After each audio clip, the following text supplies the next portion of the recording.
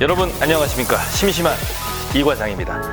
오늘은 사회적 거리두기가 3단계에서 5단계로 바뀐 거에 대해서 이야기해 드리려고 합니다. 우선은 간단히 설명해 드리려고 하니까요, 끝까지 봐주시길 바랍니다. 우선 보시기 전에 구독과 좋아요, 알람 설정 모두 부탁드립니다. 그쪽은 바로 이쪽이에요. 네, 좋아요. 그쪽이에요. 우선 11월 7일부터 사회적 거리두기의 단계가 바뀌게 됩니다. 그동안 3단계만 있었고 임의로 2.5단계를 신설하기도 했었죠. 근데 이것을 정식으로 그 단계에 만들었습니다. 한마디로 원래는 1, 2, 3, 4, 5단계겠지만 그게 아니라 1단계, 1.5단계, 2단계, 2.5단계, 그리고 3단계 이렇게 해서 총 5개의 단계로 만들었습니다. 근데 헷갈리거나 그런 것들을 방지하기 위해서 부르는 것을 익숙한 대로 한 것 같습니다. 1단계, 1.5단계, 2단계, 2.5단계, 3단계. 익숙하죠?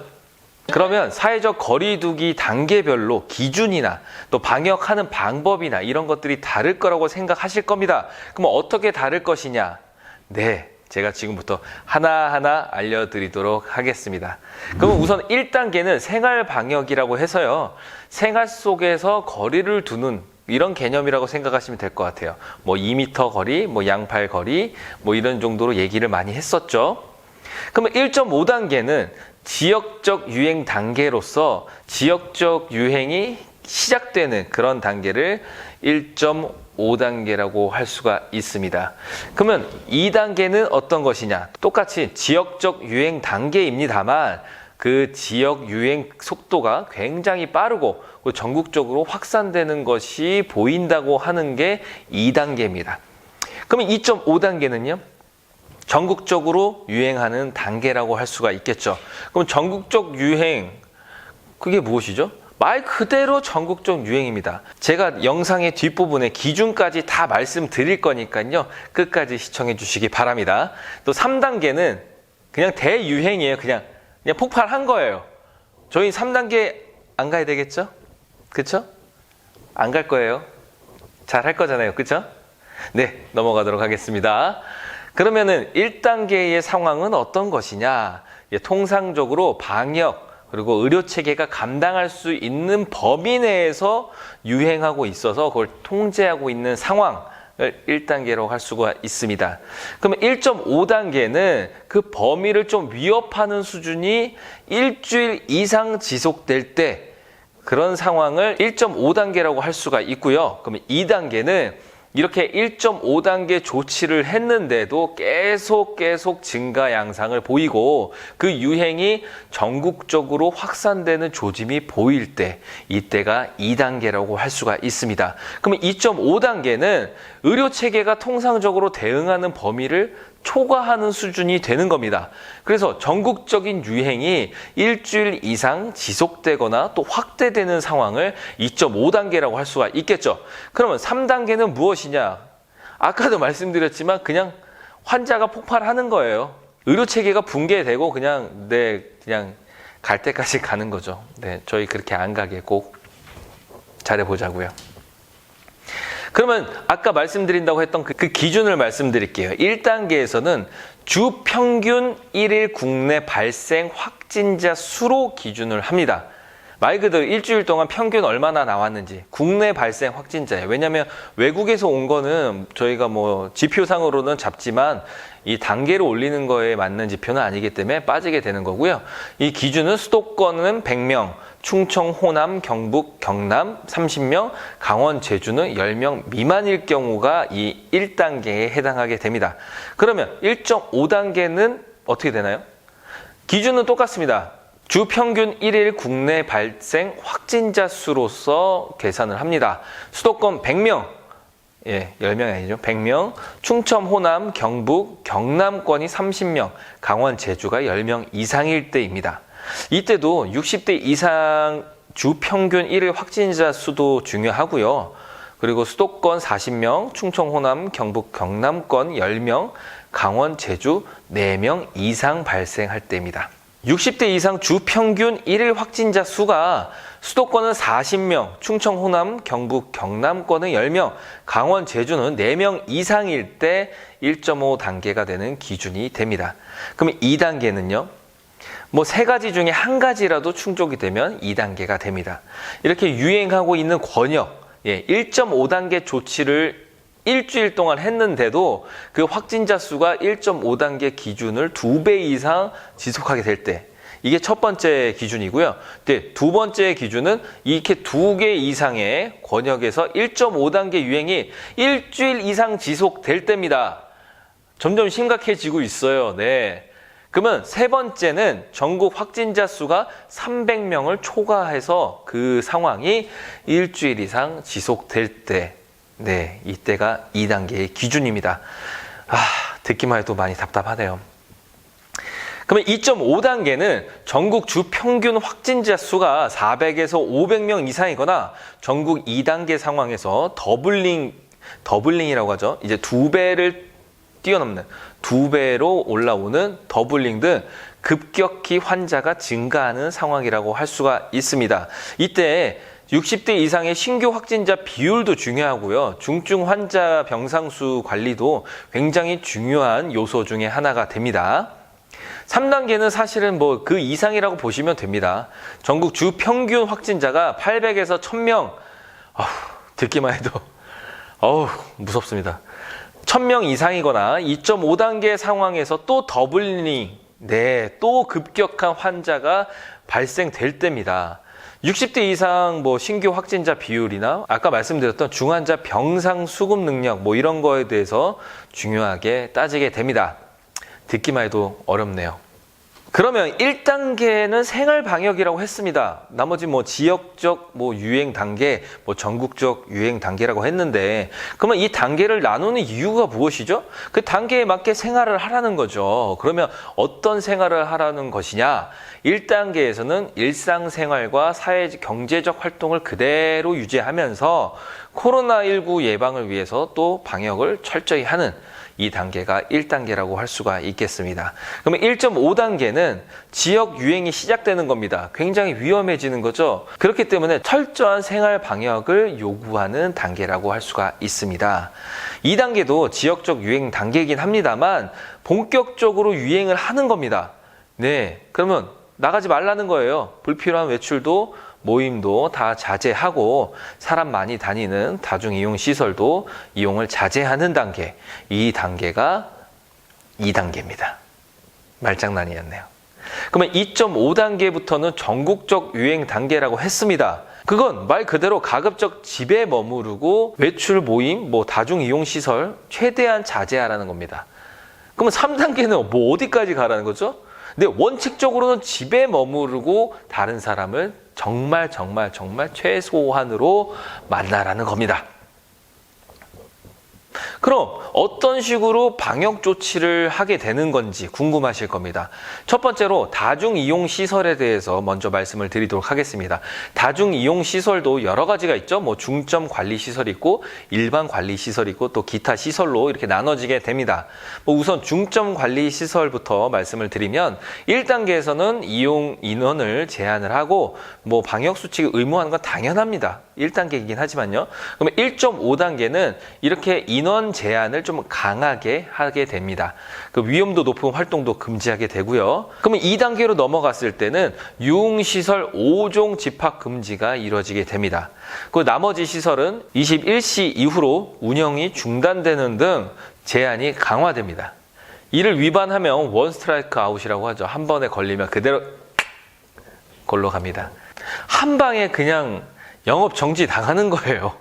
네, 그러면 안 되겠죠. 그러면 2.5단계는 방문 판매, 그리고 직접 판매, 홍보관, 노래 연습장, 실내 스탠딩 공연장 등이 집합 금지가 됩니다. 3단계는 진짜 필수 시설 외에는 그냥 다 운영이 제한되는 거예요, 그냥. 이거는 일반 시설도, 일반 관리 시설도 마찬가지고요. 네. 기타 시설은 다르겠습니까? 똑같죠. 그러면 일반 관리 시설이 1단계일 때, 이때는 정상적으로 운영을 하게 됩니다. 뭐 기본적으로 이제 방역 수칙 같은 건 당연히 잘 하셔야겠죠.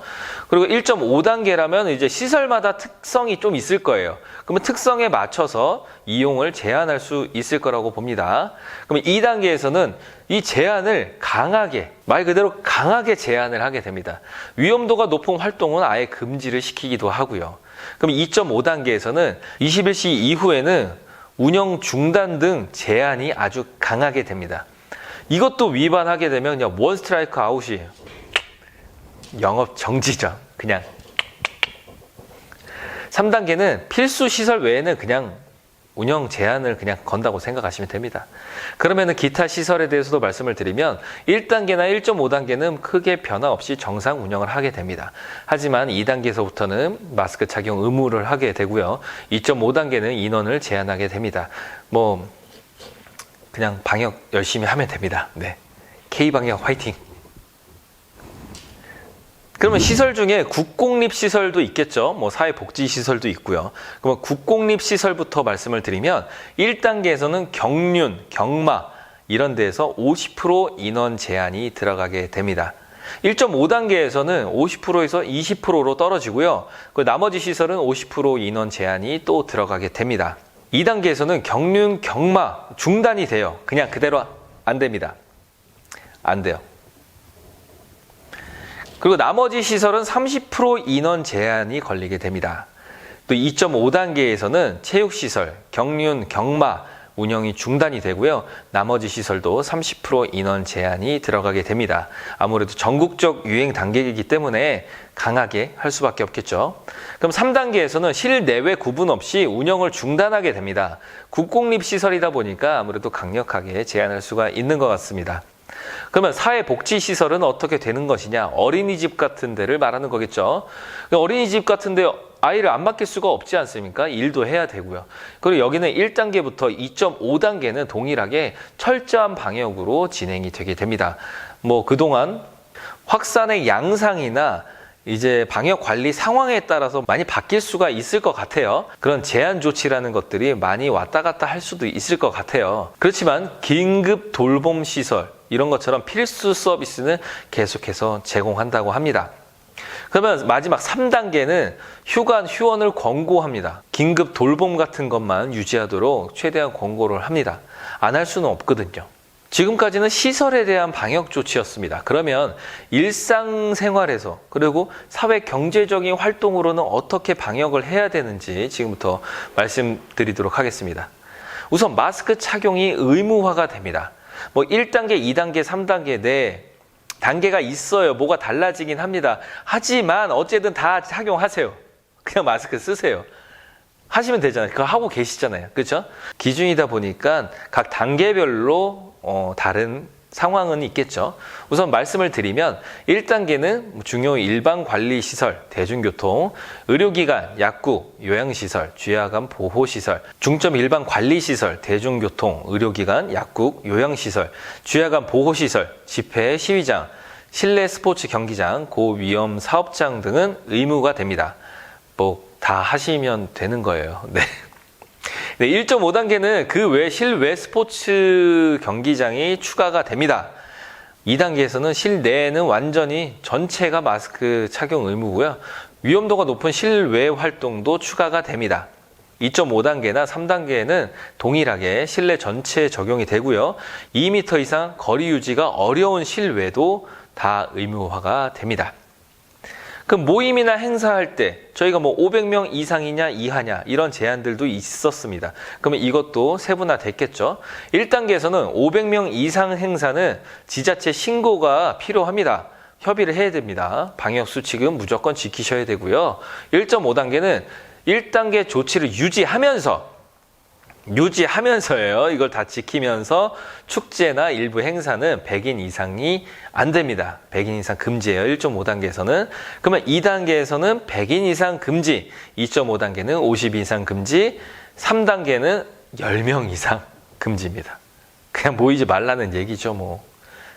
그러면 스포츠 관람, 경기 하지 않습니까? 이 경기도 기준이 있을 겁니다. 그 기준은 1단계는 관중을 50%만 입장시키고 1.5단계는 30%만, 2단계에서는 10%만, 2.5단계에서는 무관중 경기를 하게 되고 3단계에서는 경기를 중단하게 됩니다.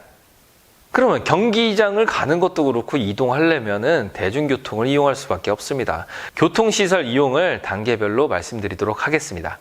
1단계에서 1.5단계는 무조건 마스크 착용이 의무화가 됩니다. 그러면 2단계에서는 이제 교통수단 내에서 이제 음식물 섭취 같은 것들이 안 되게 되죠. 국제 항공편은 제외가 되고요. 2.5단계에서는 KTX, 고속버스 같은 게 이제 50%만 팔라고 제한 권고를 하게 됩니다. 이때도 항공기는 제외가 됩니다. 3단계에서도 KTX, 고속버스 50% 이내 예매 제한을 그냥 걸게 되죠. 예매 제한을 하게 되는 겁니다. 근데 50%도 많다고 하실 수도 있어요. 근데 어쨌든 사람이 살아가려면 이동을 해야 되지 않습니까? 그래서 어쩔 수 없는 부분이라 50%까지만 제한을 하는 것 같습니다. 그리고 자녀분들 등교도 해야 되잖아요. 그러면은 등교하는 것도 지금 보면은 다 안 간다, 다 간다, 반만 간다, 3분의 1만 간다. 이것도 기준이 있습니다. 이 기준을 말씀드리도록 하겠습니다. 1단계는 밀집도가 3분의 2, 조정이 물론 다 가능합니다만 3분의 2를 원칙으로 합니다. 그리고 1.5단계는 3분의 2를 지키는 거예요. 딱 그 정도까지만 해라. 근데 2단계에서는 이제 3분의 1, 고등학교는 3분의 2, 맥시멈이 3분의 2까지만 운영을 하게 되는 거예요, 등교를. 그러면 2.5단계에서는 밀집도가 3분의 1까지 떨어지게 됩니다. 그러면 3단계는요? 네, 요즘에 핫하죠? 원격 수업으로 전환을 하게 되죠. 그럼 종교 활동은 어떻게 해야 되느냐? 종교 활동은 사실은 종교마다 조금씩 다르기 때문에 뭐 상황마다 그런 이제 감염이 나오는 거에 따라서 좀 협의를 하고 구체적인 내용들은 그때그때 조금 바뀔 수가 있긴 합니다. 근데 기본적인 걸 말씀을 드리면 1단계에서는 좌석 한 칸씩 띄어앉고 또 모임 식사 같은 걸 좀 자제 권고를 하게 됩니다. 물론 숙박 행사 같은 거는 금지를 시키고요.